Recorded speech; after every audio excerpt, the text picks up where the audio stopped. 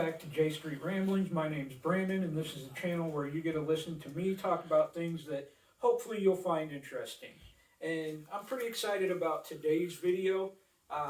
We have a Palmetto State Armory 16-inch MOE complete upper receiver.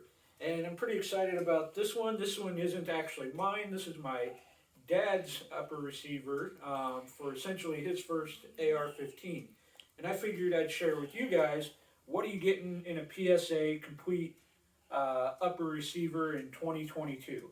So we'll spin you around and we'll unbox this guy and we'll talk a little bit more about it. All right, so here we go. When you order your upper from PSA, this looks like a newer box from the last box I received from them personally. Not a bad design. And let's go ahead and pop it open. And pretty straightforward here. You've got your complete upper receiver with the MOE handguard. And we'll talk a little bit more about the whole thing here. And a Magpul M-Bus flip-up rear sight. So that's essentially everything that came.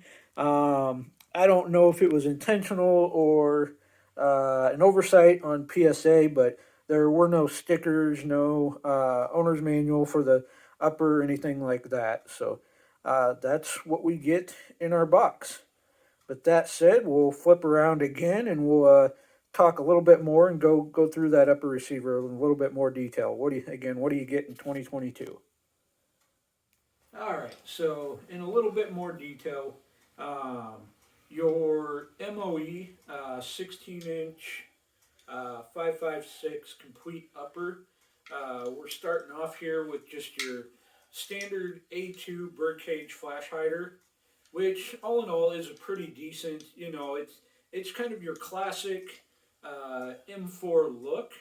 I know there's a lot fancier compensators and flash hiders and things like this, but just for your general purpose, do it all, somewhat suppressed flash. It's a pretty good device. Your bottom here is completely filled in, and you have your slots up top to help kind of mitigate the recoil, kind of press the barrel down just a little bit. And if you're shooting from the prone, your gases aren't coming down and blowing back into your face. So not a bad muzzle device by any means.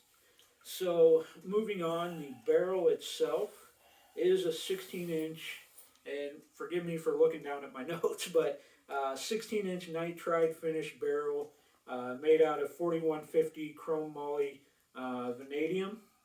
And again, this is chambered in 5.56, and it's a 1-in-7 twist. And we have our standard A2 style front sight post, gas system, or carbine length gas system here. And then again, we have the Magpul MOE M-Lock handguard, opposed to your more traditional A2 style handguard, which I think if you go with that one on PSA, it is, I think if I looked right, $20 to $30 cheaper if you go with that. But again, the features you get here, you have the M-Lock capability for accessories, flashlights, grips, things of that nature.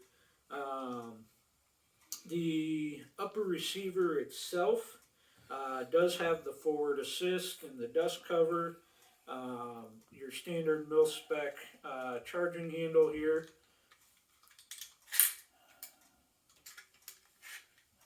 Let's see here, and the receiver is a forged receiver made out of 7075 T6 aluminum and hard coat anodized for durability.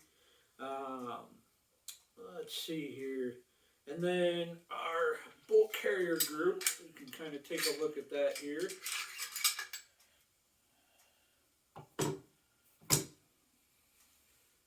Is just kind of the standard bolt carrier group. is made out of Carpenter 158 steel and magnetic particle inspected, and the bolt itself is stamped with the MPI for the magnetic particle inspection.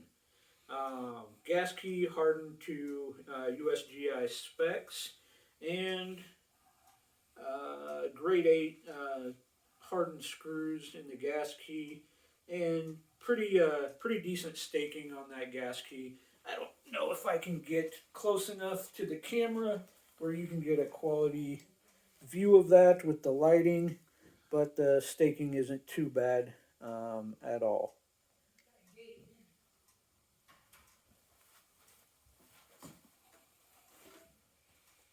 All right, and then of course for our sighting system, again we have the A2 style front post, and then we have our Magpul flip up rear sight with the dual apertures, and you install that yourself, take it to the range and get it sighted in. So that's in a nutshell. That is your PSA MOE 16-inch complete upper in 5.56.